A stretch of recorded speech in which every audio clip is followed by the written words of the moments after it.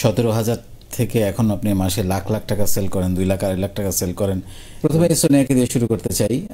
আপা, আপনি যদি একটু বলেন যে আপনার উদ্যোক্তা হওয়ার গল্পটা বা আপনার জীবন থেকে কিছু গল্প বলতে পারেন। কিভাবে উদ্যোক্তা হলেন, কেন হলেন, এবং সেখানে নিজের বলার মতো একটা গল্প আপনার জীবনে কি ভূমিকা রেখেছে?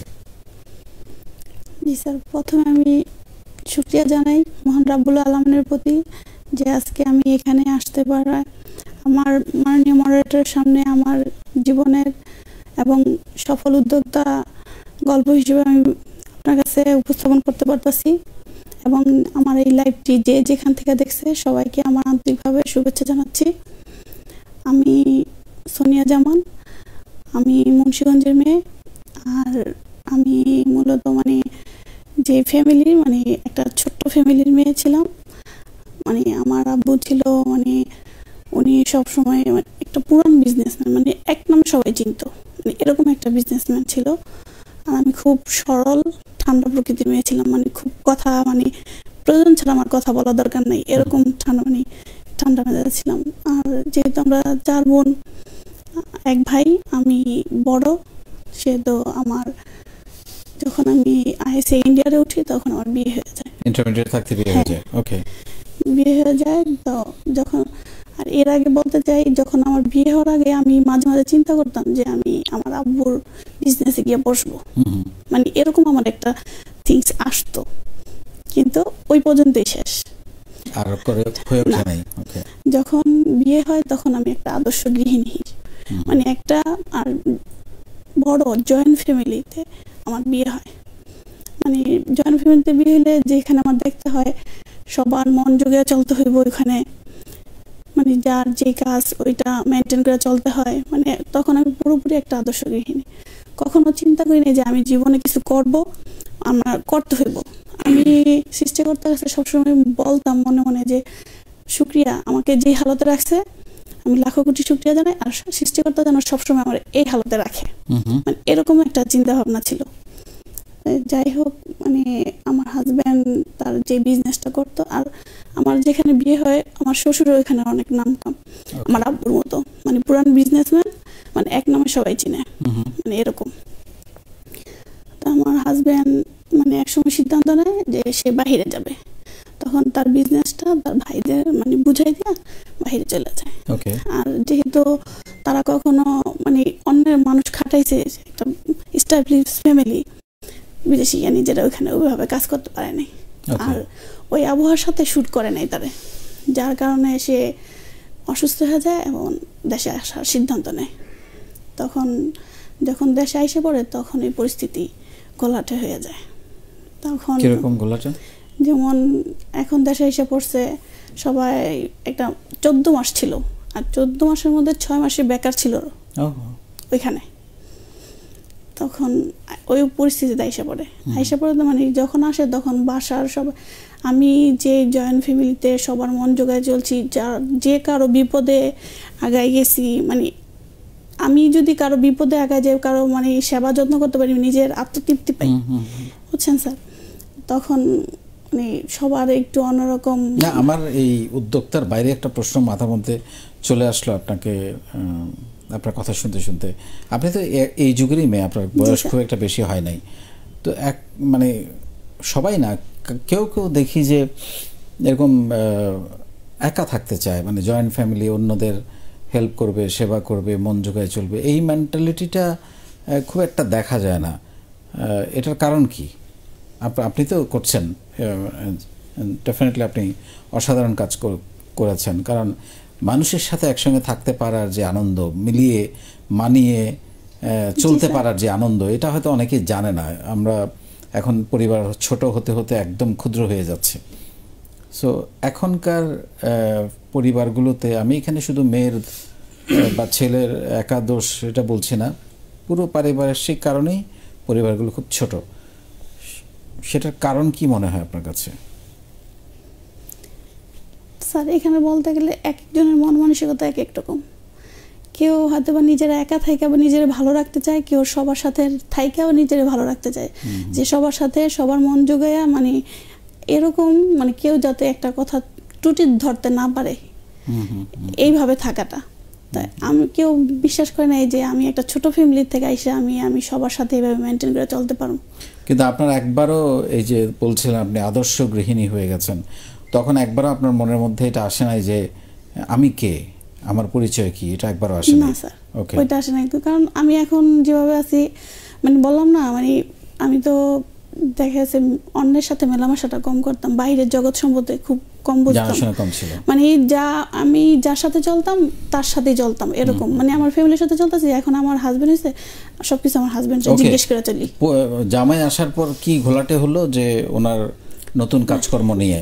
হ্যাঁ, এখন যে বিজনেস দিবে ভাই, তার ভাইরা এখানে বসলো, একদিন মিটিংয়ে বসলো, তখন এক ভাই বলল যে তুমি এখন কি করে খাইবা সেটা আমার দেখার বিষয় না, তুমি এখন বাদাম বেচা খাও সেটা আমাদের দেখার বিষয় না। তখন উনি আবার উত্তর দিল, কেন আমি বাদাম বেচে কি খাবো, আমার বাবার কি কিছু নাই? এই কথাটাই মানে সংসারের মধ্যে অশান্তি সৃষ্টি হইলো। সৃষ্টি হতেই যেমন ঝগড়াঝাটি হইলো, এক পর্যায়ে ঝগড়া হওয়ার কারণে মানে তারা আমাদের মানে খাবারটা বন্ধ করে দিল। যেহেতু ঝগড়াঝাটি, এখানে খাবারটা বন্ধ করে দিল। মানে ওই পরিস্থিতিতে আমার আবার একটা মানে অভ্যাস ছিল কি, মানে আমি যা দেখবো ওইটা শিখার আগ্রহ, আমি এরকম, মানে আমি যা দেখতেছি মানে ওইটা আমার জানার আগ্রহ, শিখার আগ্রহ। আপনি যে এতদিন ধরে একজন আদর্শ গৃহিণী হয়ে সবার সেবা যত্ন করলেন, ওইটা মুহূর্তে সবাই ভুলে গেল? ওইটা আমি স্যার আসতেছি। ওকে। কারণ ওই সময় আমি ছোটবেলায় আমি কুশি কাটার কাজ শিখছিলাম। এরপরে আমার যখন মেয়ে হয় তখন আমি টেলারিং কাজ শিখি, যে আমার মেয়েকে নিত্য নতুন পোশাক পরাইতে হইব, তখন এগুলো আমি শিখি। যখন মেয়ের আমি কুশি কাটার জামা পরাইয়া ছেলের স্কুলে নিয়ে যাই, তখন গার্জিয়ানরা দেখে মানে সাথে সাথে ভাবি এটা কে বানাইছে, মানে আমার বানাই দিবেন এরকম। হ্যাঁ, এরকম। তাই ওই সময় তো আমি ওই জয়েন্ট ফ্যামিলিতে থাকি বা আমার সময় হয় না সংসারে কাজ করে, মানে আমি অন্যটা বানাবো না। তারপরে কেউ রিকোয়েস্ট করলে মানে ফালাইতে পারি না, তারপরে মানে তৈরি করে দিয়েছি, আমাকে মজুরি সাথে আমি নেই বলছি না, আপনি বলছেন আমি শখের বিষয় তৈরি করে দিচ্ছি, নিব না। মানে এরকম কয়েকজনের দিছি, এখন তারটা দেখা দেখি এরকম অনেকজনে দেয়, আমি তো এখন পেশা হিসেবে এটা নেই, আমি এটা করিও নাই। যখন ওই যে আমাদের খাবারটা বন্ধ করে দেয়, তখন আমি মানে এভাবে তো আমার এভাবে আগেই অনেক অর্ডার দিয়ে রাখছে আমাকে, তো আমি ওই টেলারিং কাজ করতাম আর কুশি কাটার, ওইটা দিয়ে আমি সংসারে খাবার আনতাম। আর জামাই কিছু করে না, উনি মানে আশায় আছে যে হয়তো বা ফ্যামিলি থেকে একটা ডিসিশন হবে, তার একটা ব্যবস্থা হবে এরকম। কিন্তু আমার চিন্তা হলো মানে আমি কিন্তু মানে সংসারটা তো চালাতে হবে। হ্যাঁ, কিন্তু এখানে কথা আছে, মানে আমার ফ্যামিলি থেকে আমার সবকিছু দিত, তারপরও মানে আরেকজনের থেকে মানে আমি এটা নিব, ওইটা আমার চিন্তা হলো আমি কিভাবে আগায় যাবো এরকম। আর এখানে ঝগড়াঝাটি হয়েছে, এখানে আমার কোনো টু শব্দ ছিল না, মানে নীরবে চোখের পানি ফেলাইছি। যখন নীরবে চোখের পানি ফেলাইছি তখন মানে আমাকে কেউ কিছু বললে মানে ভিতরে আঘাতটা বেশি লাগে, মানে মাইন্ডে মানে ওইটা আমি কষ্টটা সহ্য করতে পারি না। তো এই ছোট ছোট করে কাজ করার টেলারিং কুশি কাটা, এটা কি দাঁড়ালো পরে? ওইটা যেমন হয়তো বা দেখে একটার মজুরি পাইছি, ওই এক সপ্তাহ ওই মজুরিটা চলতাম। এর আগে কিছু কিছু মানে যেমন আমার আত্মীয় স্বজনেই যেমন আমার টেলারিং কিছু দিলে, কাজ দিলে ওই টাকাটা আমার ভুরানো ছিল, কিন্তু আমি ওই টাকাটা আমি হাত দিতে পারতাম, কিন্তু দেই নাই। আমার কথা হলো ওইটা আছে, আমি একটা কিছু করব, আর আমার এখন চলতে হইব, আমি এটা সাথেটার সাথে কাজ করে। মানে আমি যখন চিন্তা করতাম যে এই মজুরিটাতে আমার এই কাজটা হয়ে আছে, আবার চিন্তা করতাম তাহলে এটা শেষ হলে আমি কি করব, কিন্তু আল্লাহর মেহের আমার এটা শেষ না হইতে আমার আরেকটা অর্ডার পড়ে যেত। গ্রেট। বুঝছেন স্যার? তারপরে আমি মানে নানান টেনশনে পড়ে যাই। তখন আমি চিন্তা করি যে আমার ফ্যামিলি তো স্টাবলিশ ফ্যামিলি আর জয়েন্ট ফ্যামিলি, এক ঘরের সব কিছু দেখেছে, তারা অন্যের বাচ্চারা ভালো মন্দ খাবে, আমার বাচ্চারা দেখবে, মানে এটা আমি মাইনা নিতে পারি নাই। এটা আমি মাইনা না নিতে পারি, আমি চিন্তা করলাম যে আমাকে কিছু করতে হবে। তখন আমি দেখেছে কম্পিউটার কোর্স করি, কম্পিউটার কোর্সে যে কিছু একটা আমার করতে হবে, আর এভাবে তো দেখেছে কারিগরি শিক্ষার যেটা আমি পারি ওইটা আমি চালাইতেছি। আমাকে একটা চাকরি বা যে কোনো একটা কিছু খুঁজতে হইব, আমি চাকরির উদ্দেশ্যে আর কি আমার এটা ছিল। তখন ফ্যামিলি থেকে অনেক ধরনের কথা আসছে, মানে আমি ব্যাংকার হয়ে যাব, মানে আমি এখন কম্পিউটার শিখতেছি, এরকম কিছু। তখন আমি একটা প্রোডাক্ট, এটা হচ্ছে থাইল্যান্ডেরই একটা প্রোডাক্ট, মানে উনি ইম্পোর্ট করছিল, তাই আমাকে বলছে যে এটা বিক্রি করতে পারলে, মানে এরকম আমি একটা বিজ্ঞপ্তি দেখি। তখন ওইটা যখন আমি 1 ঘন্টার মধ্যে যেই সেল দেই, মানে ওইটা একটা মেয়ে ছিল, মানে আমার সাথে সাথে আমার সেল দেখে আমার জড়ায় ধরছে। আর আমি ওটা যখন সেল দিতে যাইতাম, তখন মানে আমি রাস্তার মধ্যে নীরবে চোখের পানি ফেলাইতাম। কোথায় সেল করতেন আপনি? এটা দেখেছি স্কুল, কলেজ। কি প্রোডাক্টটা কি? এটা একটা মানে থাইল্যান্ডি ন্যাপকিন জাতীয় একটা প্রোডাক্ট। হ্যাঁ, তখন মানে যখন চিন্তা করতাম যে আমি যেই কাজটা করতেছি, আমি যেই ফ্যামিলির মেয়ে, আমার তো মানে এই কাজটা সাজে না, মানে আমার ফ্যামিলি যদি জানতে পারে, মানে তখন আবার চিন্তা করতাম না, আমার আগাইতে হইব, কে কি বললো কি করলো সেটা আমার দেখার বিষয় না, আমার আগাইতে হইব, ওইটা মানে নীরবে কাজ করতাম আর চোখের পানি ফেলতাম। তখন ওই মেয়েটা আমাকে জড়ায় ধরে বললো যে এই সেল আপনি কিভাবে পারলেন, মানে আমি তো আরো মেয়ে নেই, তাই তারা তো দেখেছে হয়তো বা 1 দিন 2 দিন করার পরে বা হয় না, সেল হয় না বললা ছাইরা দেয়, কিন্তু আপনি 1 ঘন্টার মধ্যে মানে আমার এই সেল দেখাইলেন, মানে উনি অনেক খুশি। আর আমাকে সব মানে যারা না কাজ পারে আমাকে দেখায় দেয় যে উনি কিভাবে পারে, আপনারা পারেন না। তখন ওইটা সেল দিতে গিয়ে দেখলাম যে কাস্টমার আমার কাছে অনেক কিছু চায়, আমার কাছে আরো অনেক কিছু চাইতেছে। তখন ওনারে ওই টাকাটা বের করে দিলাম, বললাম যে এটা দিয়ে বিজনেস দেওয়ার জন্য। উনি ওইটা নিয়ে একটা মানে পাইকারি হার্ডওয়্যার বিজনেস দিব, ওরকম চিন্তা। যেহেতু ওনারা পুরনো বিজনেসম্যান, কিছু টাকা দিলে বা কিছু বাকি আসবো বা মুখ চিনা এরকম কিছু হইব, ওই আশায় উনি হার্ডওয়্যার বিজনেসটা দেয়। একটা মানে কি মার্কেটের লাস্ট প্রান্তে একটা দোকান নেয়, তখন আমি তারা বলি দোকানে আমি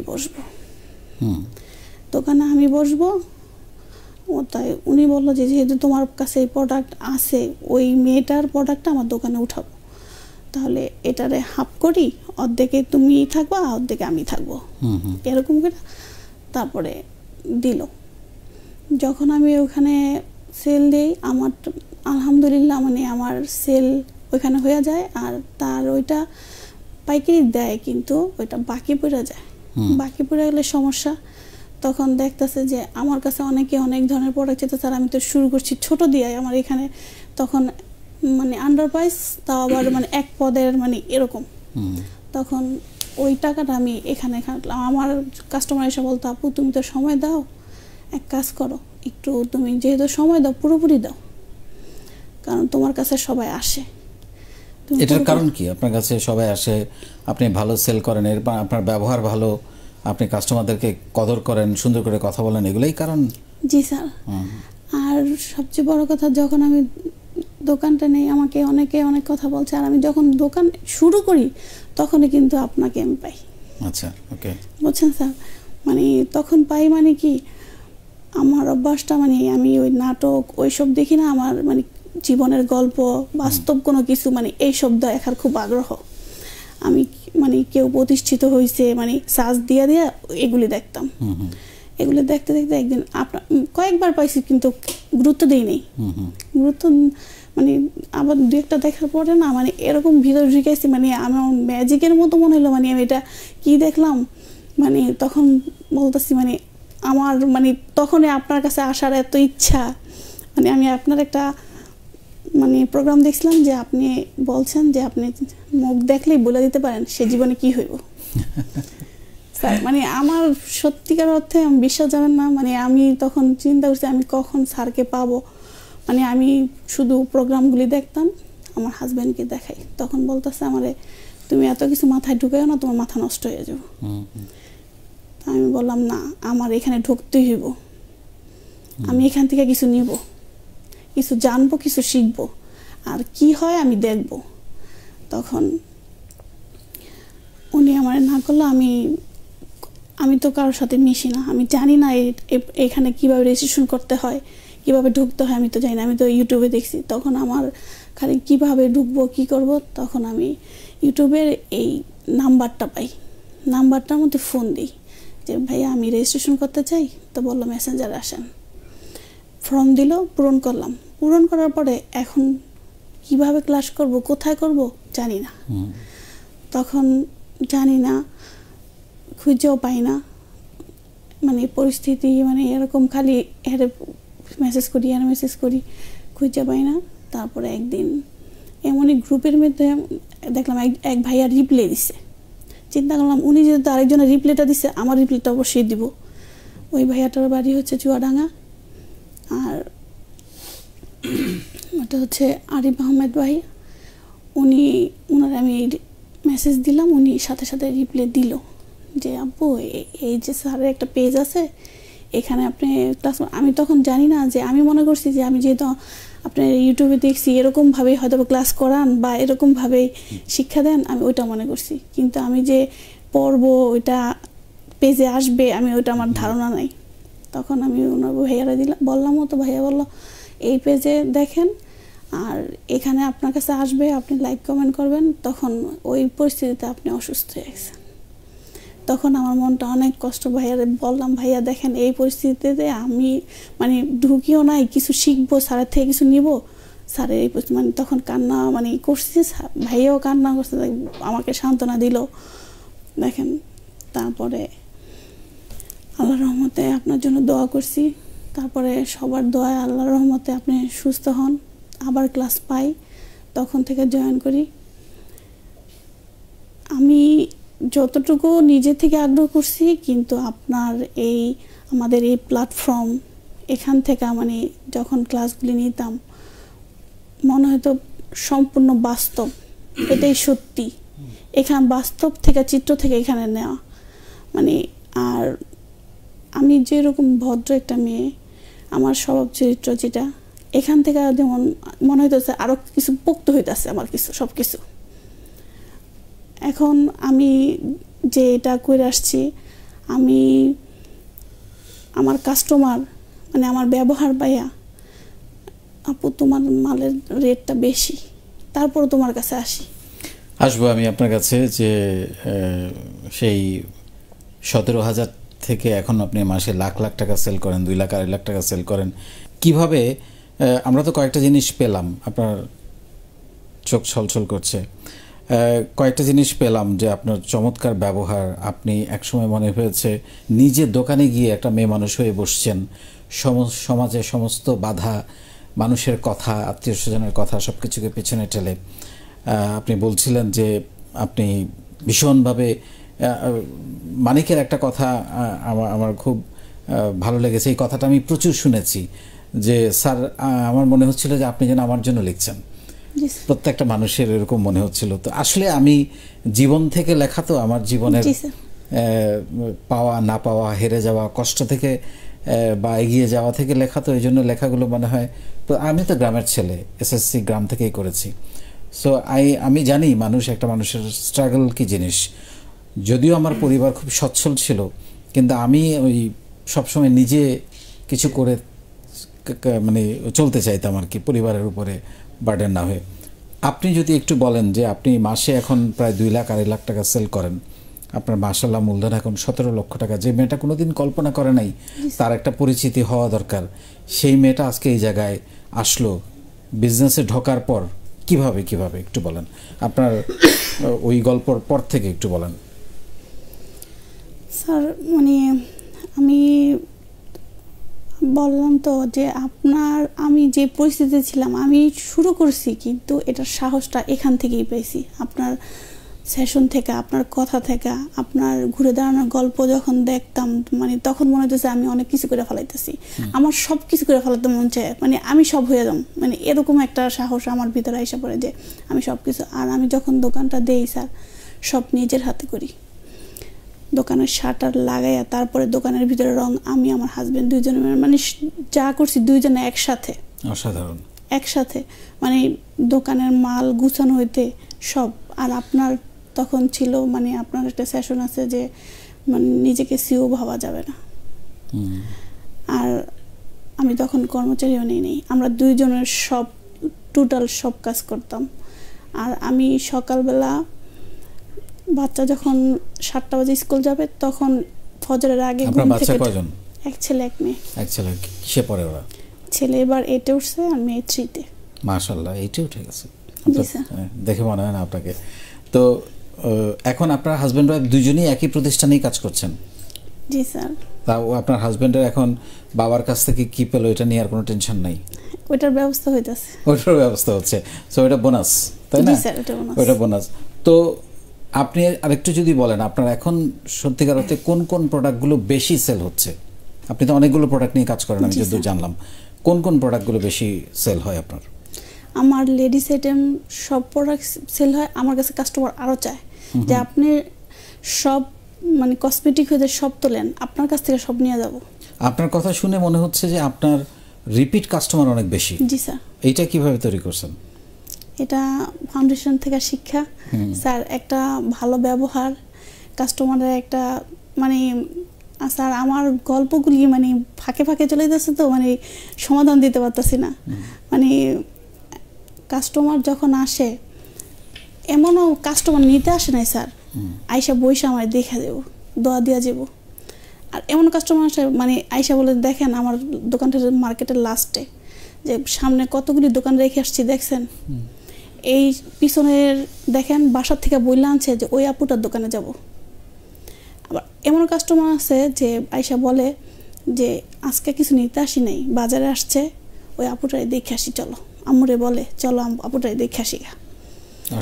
আর যখন স্কুল কলেজের মেয়েরা আসে যদি বলি আপু একটু অ্যাড্রেস করো, একটা কার্ড ধরাই দিই, বললো যে অ্যাড্রেস, আপু তুমি তো ফেমাস সবার মুখে মুখে।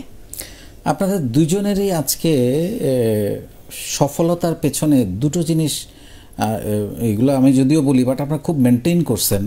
একটা হলো কাস্টমারের সাথে চমৎকার ব্যবহার, ওভারঅল খুবই ভালো ব্যবহার, বিনয়, মানুষের জন্য কিছু করা, মানুষকে সুন্দর করে একটু কথা বলা, এই দুইটা জিনিস আপনাদের দুজনকেই এগিয়ে যেতে সাহায্য করেছে, আমি বুঝতে পেরেছি।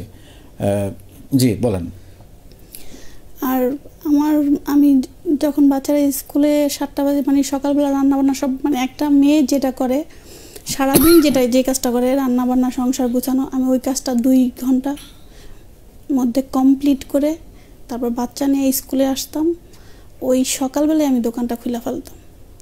দেখেছে 8টা মানে 10টা বাজে যারা দোকান খুলতো আমার ওই সময়ে এক বেচা কেনা হয়ে যেত, কারণ ওই সময় দেখেছে মাদ্রাসার গার্ডিয়ান, স্কুলের গার্ডিয়ানরা বাচ্চা দিতে আসতো, জানতো ওই আপুটার দোকানটা খোলা, ওইখানে আসতো, আমার কাছে আসতো। আর দোকানটা আমি স্যার মানে এভাবে সেই সকাল থেকে রাতে যেতাম। আমাদের প্ল্যাটফর্মে আপনার সেল কেমন অনলাইনে? 80% স্যার। ও, আমি তো অফলাইনে বিজনেস। আচ্ছা আচ্ছা। আমি অফলাইনের কারণে আমি সময় দিতে পারি না এখানে। যদি আমি সময় দিতে পারি স্যার আলহামদুলিল্লাহ, আমি সময়ের অভাবে, কারণ আমার একটা ফ্যামিলি মেনটেন করতে হয়, মেনটেন করার পরে বাচ্চা কাচ্চা মেনটেন করতে হয়, তারপরে দোকানটা, একটা ছেলে সারাদিন দোকানে যেই সময়টা দেয় আমি ওই সময়টা দিয়েছি, প্লাস আবার সংসার। অসাধারণ, আপনাকে দেখে অনেক মেয়ে অনুপ্রাণিত হবে। আমরা একদম শেষের দিকে চলে আসছি, আপনি লাস্ট যেটা বলবেন চিন্তা করে রাখেন, আমি আসতেছি মানিক ভাইয়ের কাছ থেকে। স্যার অনেক কথা ছিল স্যার, দেখেছে সিজনের সময় আমরা এরকমভাবে স্ট্রাগল করতাম, সারাদিন বেচা বিক্রি করে রাত্রবেলা মার্কেটে আসতাম, এই ঢাকা আসতাম, এমনও সময় গেছে ফজরে আজান দিয়েছে বাসায় যেতে যেতে। ও, সো উদ্যোক্তা এত সহজ জিনিস না, এত অল্প সময় মানুষ যে এত, কারণ আমি এখন স্যার আমার আলহামদুলিল্লাহ আমার 2টা প্রতিষ্ঠান, মাশাআল্লাহ, একটার মধ্যে আমার হাজবেন্ড বসে, একটার মধ্যে আমি বসি, মানে মার্কেটের সবাই অবাক হয়ে যায় যে কিভাবে। আমাদের প্ল্যাটফর্মের লোকজন আপনাকে কেমন চেনে? বললাম তো স্যার, আপনি ব্যাপক জনপ্রিয়। হ্যাঁ হ্যাঁ, কারণ ওই যে আমি যদি আরেকটু সময় দিতে পারি স্যার, বললাম তো আমি সময় অফলাইনে, আর আপনি বলছেন গল্প লিখা, মানে আমার তো লেখার সময়টা হয় না, এজন্য আমার বেশি সমস্যা হয়ে যায়। অসুবিধা নাই। একদম লাস্টে আপনার কাছে যে প্রশ্নটা রেখে যাচ্ছি সেটা হচ্ছে আপনার আগামীর পরিকল্পনা। 5 বছর 10 বছর পর সোনিয়া, যে মেয়েটা কোনোদিন ভাবে নাই আদর্শ গৃহিণী হয়েই থাকবে, কোনোদিন ভাবে নাই কিছু করবে, আপনি খুব মনোযোগ দিয়ে শুনছিলেন সব কথা, আমি দেখলাম। আপনি নিজেকে কোথায় দেখতে চান 10 বছর পরে?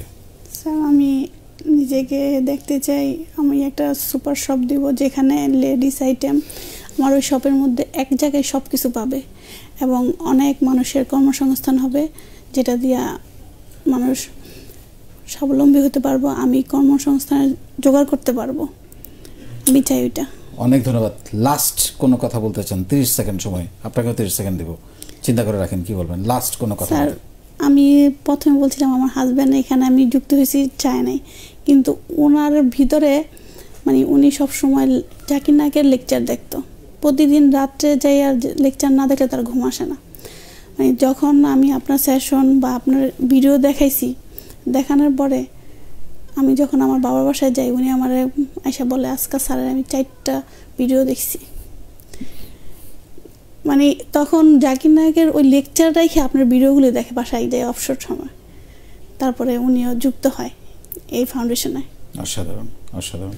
অনেক ধন্যবাদ আপা আপনাকে। আর আমার কথা হলো স্যার, এখানে মানুষের একটা ইচ্ছা শক্তি, সদ ইচ্ছাই মানুষকে অনেক বড় পর্যায়ে নিয়ে যেতে পারে যদি সে সৎ থাকে। আর